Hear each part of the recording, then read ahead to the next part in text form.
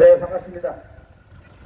6.25 72주년을 맞아서 지금 우리가 여기까지 왔는데, 방금 이 시간에도 머리를 좌우로 흔들는 이런 자들이 이 옆을 지나가고 있었습니다. 어떻게 해서 이런 일이 일어났을까? 어떻게 해서 이러한 황당한 일이 아직까지 진행되고 있는가? 그 부분에 대해서 조금 시간이 걸리더라도 오늘은 꼭 말씀을 드려야 될 것 같습니다.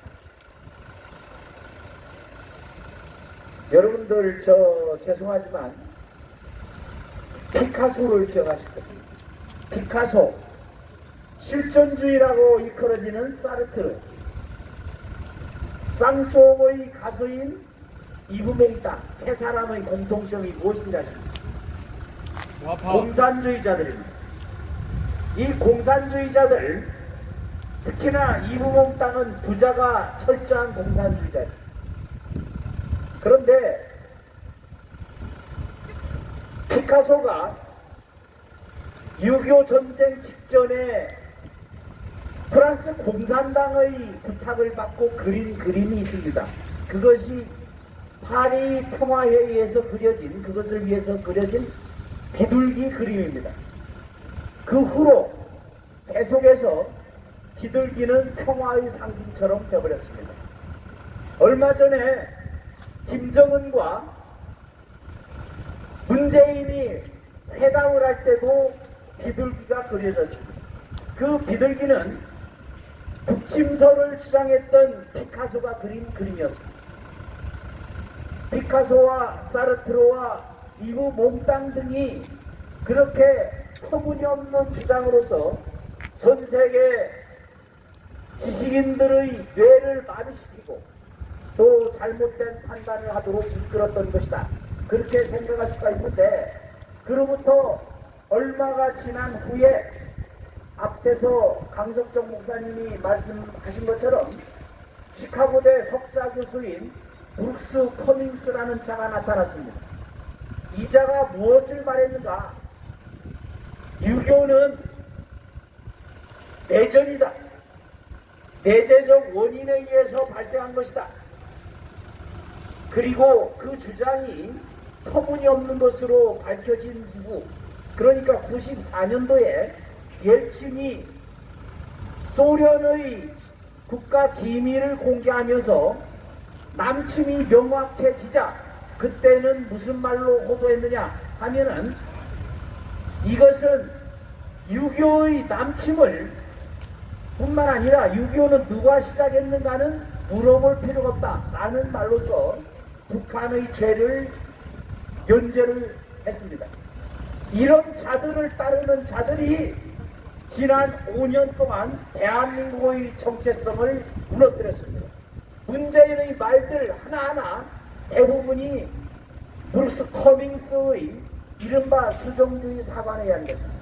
그런데 이 중에 남침을 가장 정확하게 알려주는 것이 이른바 대한해협, 특히 부산 앞바다에서의 남북한 해전인데, 이 사실을 아는 국민들이 그다지 많지 않다는데 문제가 있습니다.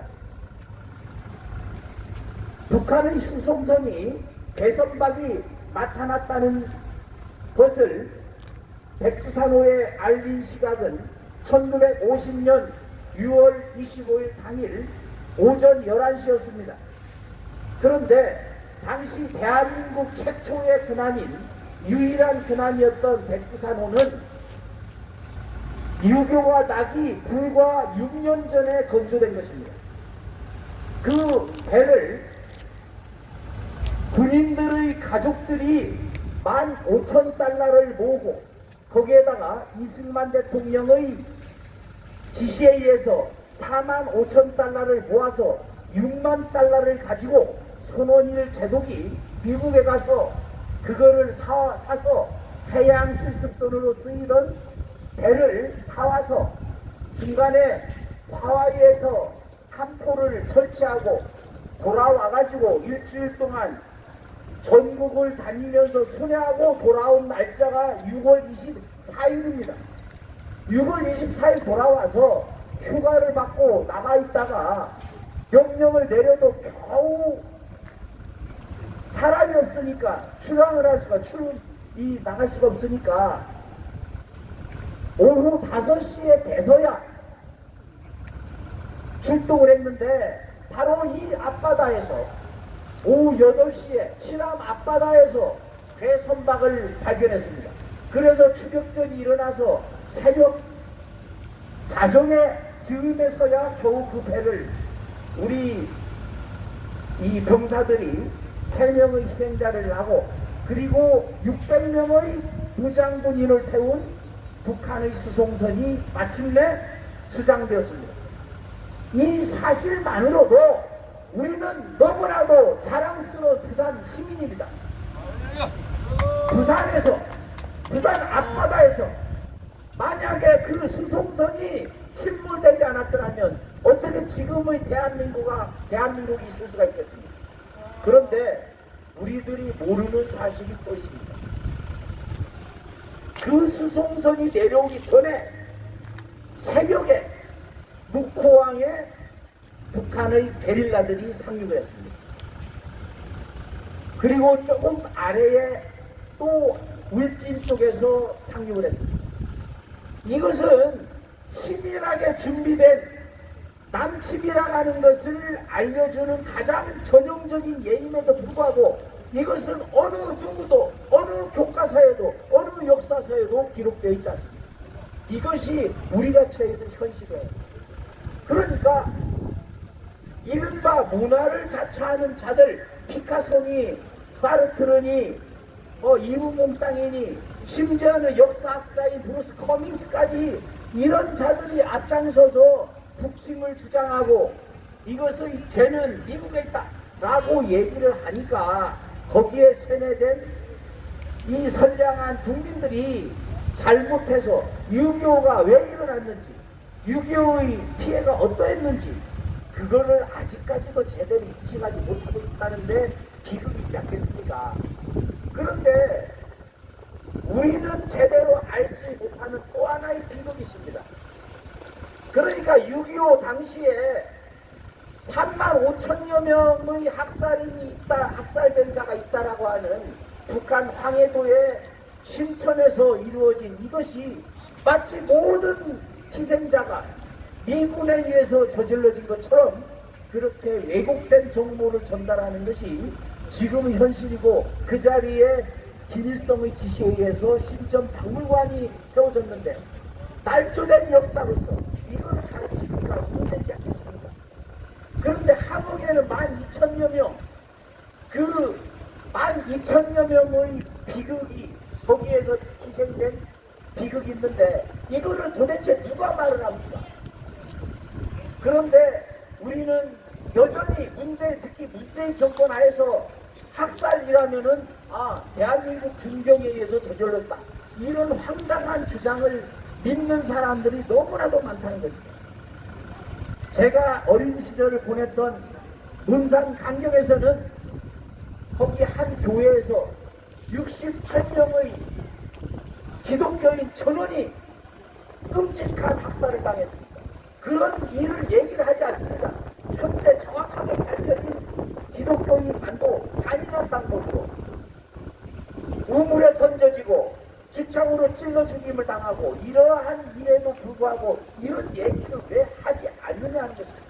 이러한 모든 것들을 따지고 올라가면 결국 6.25 불법 기습남침인데 그 기습남침임을 가장 잘 증명해 주는 것이 바로 백두산호에 의한 북한 수송선의 침몰이 아닙니까? 그렇게 생각하고 그 배를 백두산호가 북한의 수송선을 발견한 바로 그 시각, 그 장소가 바로 이 앞바다이다는 것입니다. 그래서 오늘 이 자리에 이 6.25 기념행사를 하는 것은 충분한 의미가 있다. 이렇게 생각을 하고 있습니다. 아직까지 정신 나간 자들은 너무나도 많습니다. 자신이 잘못 알고 있는 것을 인정하지 않습니다. 자신이 너무나도 무식하다는 것을, 너무나도 대한민국 역사를 잘못 알고 있다는 것을 절대로 인정하지 않습니다. 그리고 이러한 앵행에 대해서 비웃습니다. 그런 자들은 마땅히 천벌을 받을 것입니다. 맞습니다. 그런 자들은 이 대한민국에 살 자격이 없습니다. 맞습니다. 피땀 흘려서 목숨을 바쳐서 구한 이 대한민국을, 이 자유민주주의를 비난하고 또한 조롱하는 인간들에게 마땅히 천벌이 내릴 것입니다. 맞습니다. 오늘은 이 사실을 분명히 밝히고자 합니다. 그때가 이르고 결국 여러 가지 대한민국 왜곡된 역사를 바로잡을 것은 마지막으로 세 번째의 언덕, 2년 뒤에 있을 2024년 4월 1일에 입법 권력까지 완전히 회복을 해서 잘못된 역사를 가르치는 자들을 마땅히 나치 처벌법과 같은 반주사파 그런 법률을 제정해서 그들의 죄를 묻고 그들을 영원히 이 땅에서 추방하고 그들이 원한다면 북한으로 보내야 되는 것이 우리에게 주어진 역사적 소명이다. 저는 그렇게 생각합니다. 그래서 우리가 2년 뒤에 있을 그날을 위해서 비록 힘들고 어렵더라도 토요일마다 이러한 행진을 하는 것 아니겠습니까? 할 말은 많지만 너무나도 할 말은 많고 너무나도 억울하고 분하고 그런 것이 많지만은 그런데도 그러한 분노에 대해서 조롱하는 이런 일들이 비일비재하게 일어납니다. 우리가 의로운 분노를 의분이라고 하는데 마지막으로 한 말씀만 더 드리겠습니다. 유미의 노래 중에 하나 무찌르자 오랑캐라고 얘기를 하지 않습니까? 무찌르자 오랑캐, 그 6.25가 일어난 직후에 무찌르자 오랑캐라겠습니다. 우리들이 오랑캐라면 누구를 말합니까? 중국 공산당 이들을 오랑캐라고 합니다.